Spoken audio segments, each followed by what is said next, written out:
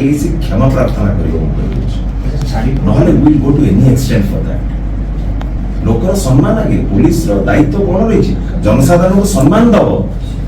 गोटे आदिवासी युवक को सम्मान दबो पुलिस रो दायित्व रही प्रशासन रो दायित्व रही गोटे पीआरआई मेंबर को सम्मान दबो गोटे पीआरआई मेंबर को तुम गाली गुलज करिवो ता जाति नै गाली गुलज करिवो ये अधिकार आईसी को आपण देइछन्ती ये अधिकार कोन ए मोहन सरकार देइछन्ती निजे बा मुख्यमंत्री जने हमर आदिवासी भाईटी से कोन आपण कहिछन गोटे आदिवासी पीआरआई मेंबर को अपमानित आपण करंतु आपण वर्तमान से आईआईसी जदि क्षमा प्रार्थना न करिवो ये खणी अनिर्दिष्ट काल पे बंद रहबो मु कहि दूछि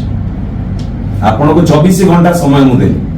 जदि से आईआईसी क्षमा प्रार्थना न करछि पीआरआई मेंबर को सेहिति पई कहिया करछि आपण का एडीएम को क्षमा प्रार्थना जदि पब्लिक अपोलॉजी न कला ये खणी अनिर्दिष्ट काल पे बंद रहबो आउ गोटे general secretary SRC KMS who is looking after all the mines ताको कोछि बाढेइबी लंगड़ा करी बाढेइबी गोटे महान तो पिलाटे जहाँ पर मनात्मक आक्रमण इतला बंची गला छी ताको आईसी कुछ मारिबी आपण ए आईसी के अधिकार दी जंदी से आईआईसी काळे पण आज्ञा मल्लिक बुझिले से कोन भाबुची मु किछि बुझी पाउनी किछि आईसी काळे पण से पुलिस डीजी ना से मोहन माझी सर निजे मुख्यमंत्री से अरे सीए तो सेठी गुंडा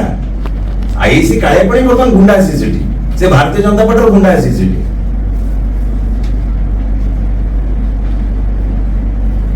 खाली यूनियन ऑफिस को बसी दिन तक बाटे मांगी चली बम फम पकई चली what is this going on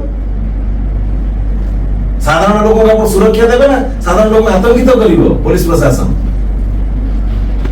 आदिवासी जिला परिषद मेंबर गले खराटा रे धारणा रे बसिले महिला मानक निक से महिला मते टाकी कथा बार कोन अछि आइस बसछ ना कोन कथा